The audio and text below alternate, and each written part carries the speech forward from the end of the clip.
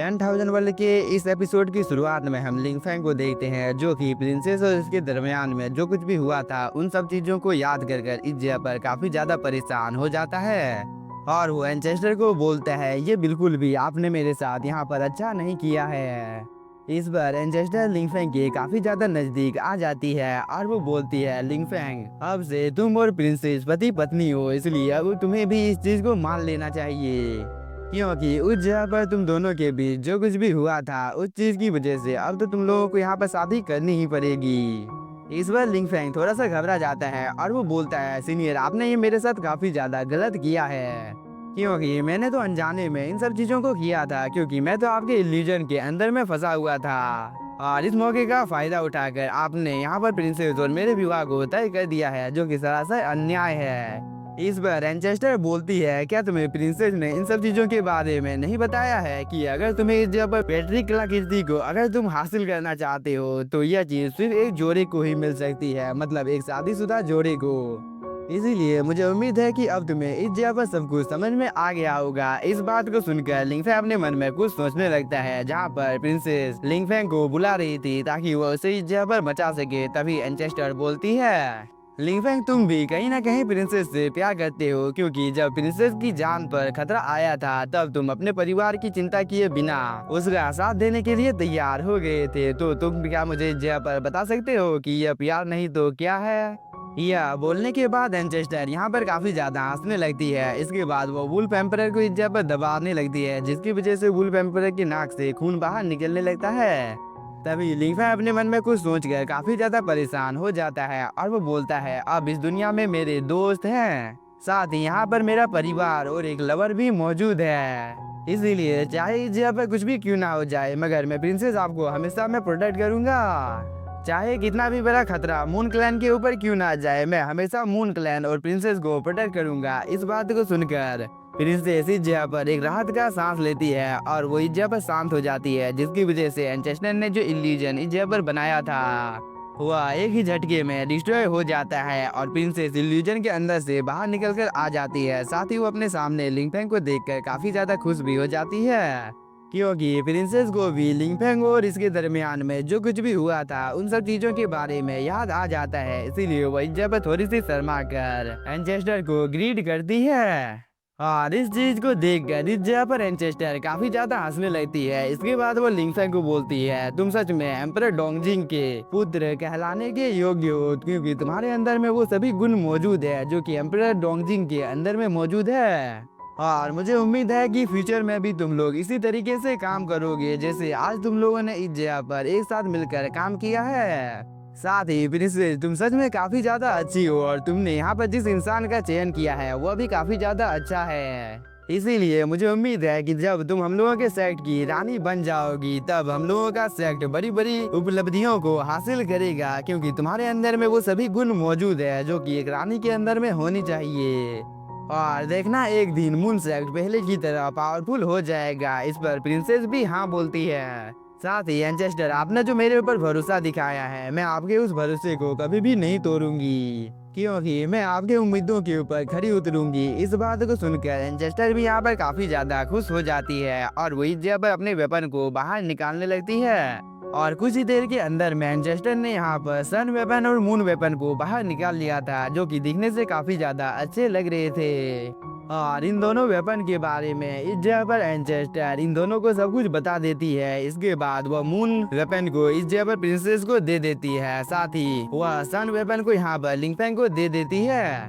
और मुझे उम्मीद है कि तुम दोनों फ्यूचर में एक साथ मिलकर काम करोगे।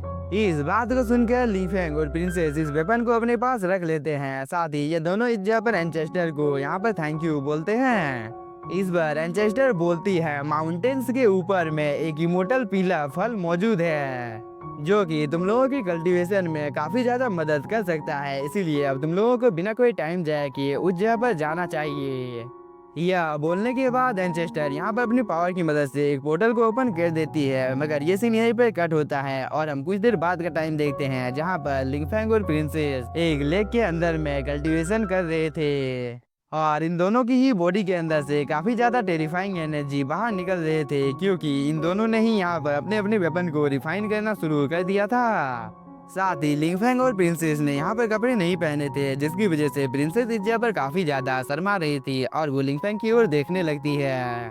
और इसका एहसास लिंगफेंग को भी यहाँ पर हो जाता है, इसीलिए वो प्रिंसेस की ओर देखने लगता है। मगर ये सीन यहीं पर कट होता है और हम लोगों को कुछ देर बाद का टाइम दिखाया जाता है, जहाँ पर लिंगफेंग की पावर काफी ज्यादा बढ़ गई थी, क्योंकि लिंगफेंग के इर्द गिर्द में एक फिनिक्स घूम रहा था, जो कि दिखने से काफी ज्यादा कूल लगता है। तभी लिंगफेंग बोलता है, इमोर्टल स्पिरिट की फायर की मदद से मैंने एम्परर लेवल के ब्लड लाइन को ब्रेक थ्रू कर लिया है, जिसकी वजह से मेरी पावर यहाँ पर काफी ज्यादा बढ़ गई है। साथ ही ये फायर ब्लड लाइन भी गॉड किंग रेलम तक पहुंच चुका है, जो कि कोई नॉर्मल बात नहीं है।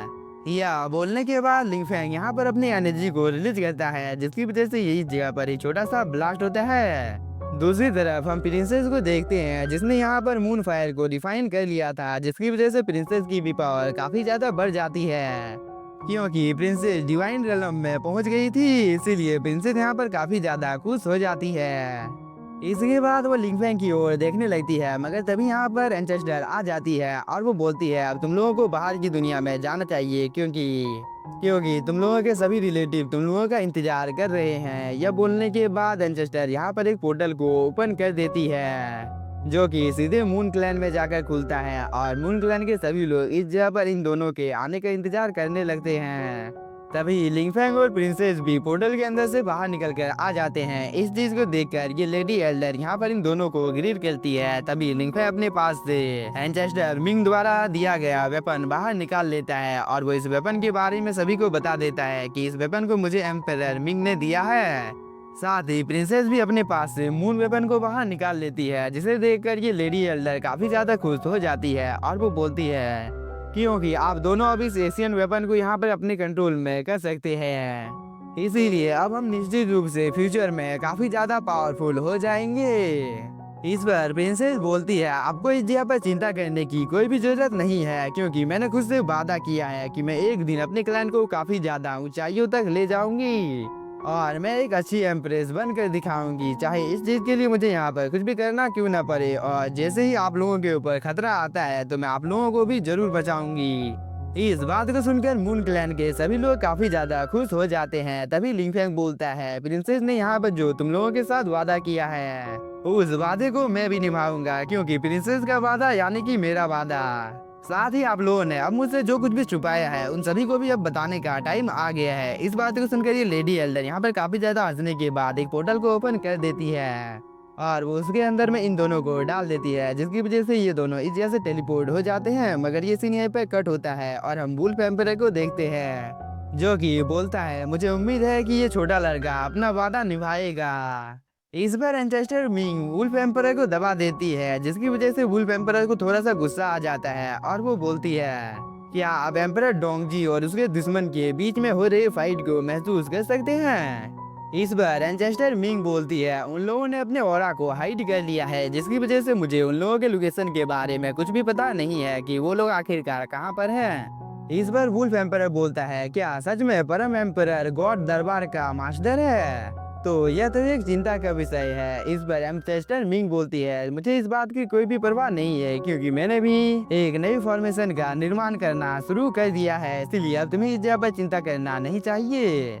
मगर ये सीन यहाँ पर कट होता है और हम एक डीमन को देखते हैं, जो कि इस जगह पर किसी चीज को पढ़ रहा था और वो बोलता है, डोंगजी पर दी तियान ने घात लगाकर हमला कर दिया है। साथ ही वह डिसाइपल लिंगफेंग, जो कि अंडरवर्ल्ड में काफी लापरवाही के साथ काम कर रहा है, क्योंकि उसने घोस्ट ट्राइब के एंसेस्टर को काफी बेरहमी के साथ जान से मार दिया है। और मैंने तो यहाँ तक सुना है कि उसने घोस्ट फादर को भी मार डाला है, जो कि कोई नॉर्मल बात नहीं है। और ये सब कुछ यहाँ पर इस लेटर में लिखा हुआ था, जिसे यहाँ पर ये डीमन हम लोगों को पढ़कर सुना रहा था। यह सब कुछ पढ़ने के बाद ये डीमन इस जगह पर काफी ज्यादा हंसने लगता है, मगर तभी इस जगह का मौसम काफी ज्यादा खतरनाक हो जाता है, जिसे देखकर इस डीमन को थोड़ा सा गुस्सा आ जाता है और वो बोलता है, क्या तुम इस जगह पर मुझे सजा देने के लिए आए हो? तो तुम इस जगह पर छुप क्यों रहे हो? इस बात को सुनकर हेवनली पनिशमेंट गॉड इस डीमन के सामने आ जाता है और वो बोलता है, ये स्पिरिचुअल रेलम है, इसीलिए तुम्हें इस जगह पर इतना भी ज्यादा घमंडी बनने की कोई भी जरूरत नहीं है, नहीं तो तुम्हें इस चीज का अंजाम इस जगह पर चुकाना होगा। मगर हेवनली पनिशमेंट गॉड के इस बात को सुनकर ये डीमन यहाँ पर काफी ज्यादा हंसने लगता है और वो बोलता है, तुम यहाँ पर किस चीज के बारे में बात कर रहे हो? क्योंकि मुझे तो लगता है कि तुम्हें इस जगह पर न्याय करना नहीं आता है, क्योंकि लीवाओ ने मुझे सब कुछ बता दिया है कि उस जगह पर क्या क्या हुआ था, फिर तुमने आखिरकार कुछ क्यों नहीं किया। यह बोलने के बाद वो इस लेटर को यहाँ पर हेवनली पनिशमेंट गॉड को दे देता है। इस बात को सुनकर हेवनली पनिशमेंट गॉड इस लेटर को पढ़ने के बाद बोलता है, आखिरकार तुम्हारे पास कितने ज्यादा क्रिस्टल हैं? इस बार इस डीमन को थोड़ा सा गुस्सा आ जाता है और बोलता है, हेवनली पनिशमेंट गॉड, तुम्हें क्या लगता है कि मैं तुम्हें इस जगह पर अपने क्लैन के सीक्रेट्स को बता दूंगा? तो तुम्हें इस जगह पर शायद से कोई गलतफहमी हो गई है। यह बोलने के बाद यह डीमन इस जगह से भाग जाता है। और इस लेटर को पढ़ने के बाद यहाँ पर हेवनली पनिशमेंट गॉड को कुछ भी समझ में नहीं आ रहा था कि आखिरकार इस जगह पर चल क्या रहा है, इसीलिए वह इस जगह से चला जाता है। मगर ये सीन यहीं पर कट होता है और हम लोगों को लिंगफैंग के दोस्तों को दिखाया जाता है जो कि यहाँ पर इस सेक्ट को प्रोटेक्ट कर रहे थे। तभी यहाँ पर एक पोर्टल ओपन होता है जिसे देखकर ये एल्डर थोड़ा सा शॉक हो जाता है, क्योंकि इस डीमन ने यहाँ पर डाइसेक्ट के ऊपर हमला कर दिया था, जिसकी वजह से कुछ डिसाइपल्स को इस जगह पर काफी ज्यादा नुकसान पहुँचता है। तभी यह डीमन बोलता है, तुम लोगों के लिए अच्छा यही होगा कि तुम लोग इस जगह पर अपने इमोर्टल किंग लेवल के स्वॉर्ड को मुझे दे दो, वरना मैं इस जगह पर तबाही मचा दूंगा। यह बोलने के बाद यह डीमन इन लोगों के ऊपर हमला करना शुरू कर देता है, जिसे ये एल्डर रोकने की कोशिश करता है। मगर इस डीमन का अटैक काफी ज्यादा पावरफुल होता है, जिसकी वजह से यह एल्डर थोड़ी सी दूर चला जाता है और वो इस डीमन के पावर को देखकर इस जगह पर थोड़ा सा शॉक भी होता है। साथ ही वो बोलता है, मुझे लगता है कि ये डीमन गॉड से भी ज्यादा पावरफुल है। इसीलिए ये एल्डर बोलता है, सीनियर, मैं ताई सेक्ट का प्रिंसिपल हूँ, इसीलिए सीनियर, क्या आप उस जगह पर मुझे बता सकते हैं कि मैंने क्या अपराध किया है जिसकी वजह से आपने ताई सेक्ट के ऊपर हमला किया है? इस बार ये डीमन कुछ भी नहीं बोलता है और वो सीधे अपनी पावर को एक्टिवेट कर उससे यहाँ पर इस एल्डर के ऊपर हमला कर देता है, जिसकी वजह से ये एल्डर दूर जाकर गिरता है। और यह अटैक काफी ज्यादा पावरफुल होता है, जिसकी वजह से इस एल्डर की हालत यहाँ पर काफी ज्यादा खराब हो गई थी। और हेडमास्टर की ऐसी हालत को देखकर यहाँ पर ये एल्डर भी काफी ज्यादा परेशान हो जाता है। मगर तभी यहाँ पर फेरी गॉडेस आ जाती है और वो इस डीमन को बोलती है, क्या तुम्हें इस चीज के बारे में पता नहीं है कि ताई सेक्ट को प्रोटेक्ट करने का जिम्मा ताई मैन गॉड एम्परर को दिया गया है, फिर भी तुमने यहाँ पर ताई सेक्ट के ऊपर हमला करने का दुस्साहस किया है? इस बार ये डीमन बोलता है, क्या आप इस जगह पर जुआन यूनिवर्स के एम्परर के बारे में बात कर रहे हैं, जिसका नाम डोंगजी है? मैं आपकी जानकारी के लिए बता देता हूँ कि उसने अपने यूनिवर्स का ध्यान अच्छे तरीके से नहीं रखा है, इसीलिए मैं इस जगह पर आया हूँ। यह बोलने के बाद वो एक ही झटके में इस फेरी के सामने आ जाता है, जिसे देखकर ये फेरी भी थोड़ी सी शॉक हो जाती है, क्योंकि इस डीमन का स्पीड काफी ज्यादा था। इसीलिए यह फेरी खुद को इस डीमन से थोड़ी सी दूर कर लेती है। मगर इस चीज को देखकर ये डीमन बोलता है, तुम्हारे लिए अच्छा यही होगा कि तुम इस जगह पर ताई शॉट को मुझे दे दो, क्योंकि अगर तुम यहाँ पर मेरे साथ चलने को तैयार हो जाती हो तो मैं तुमसे वादा करता हूँ कि मैं पर्पल वर्ल्ड को तुम्हारे कदमों में झुका दूंगा, जिसकी वजह से तुम काफी ज्यादा पावरफुल हो जाओगी। इस बार ये स्पिरिट बोलती है, तुम्हें शायद से इस जगह पे कोई गलतफहमी हो गई है, क्योंकि एम्परर डोंगजी कभी किसी से हार नहीं सकते हैं। इस बार ये डीमन बोलता है, हमेशा कोई ना कोई आपसे बेहतर होता है, इसीलिए अब तुम्हें इस जगह पर अपना हट छोड़ देना चाहिए, क्योंकि मैं काफी ज्यादा पावरफुल हूँ और तुम्हें मेरे साथ आ जाना चाहिए, क्योंकि अब एम्परर डोंगजी को मरने से कोई भी नहीं बचा सकता है। इसीलिए तुम अगर मेरे साथ आ जाती हो तो तुम बन सकती हो। यह बोलने के बाद यह डीमन अपनी पावर को एक्टिवेट कर लेता है, जिसकी वजह से इसके पीछे में काफी ज्यादा पावरफुल फॉर्मेशन बन जाता है। और इस चीज को देखकर ये स्पिरिट भी काफी ज्यादा शॉक हो जाती है। तभी यह डीमन बोलता है, तुम्हारे पास इस जगह पर केवल 10 मौके हैं, इसीलिए अगर तुमने जल्दी यहाँ पर अपना जवाब नहीं दिया तो मैं कुछ भी कर सकता हूँ। इस बात को सुनकर ये स्पिरिट भी काफी ज्यादा शॉक हो जाती है। मगर इसी के साथ हम लोगों का ये एपिसोड हो जाता है खत्म। तो अगर आप लोगों का एपिसोड पसंद आया होगा तो चैनल को सब्सक्राइब कीजिए और वीडियो को like. Thank you for watching.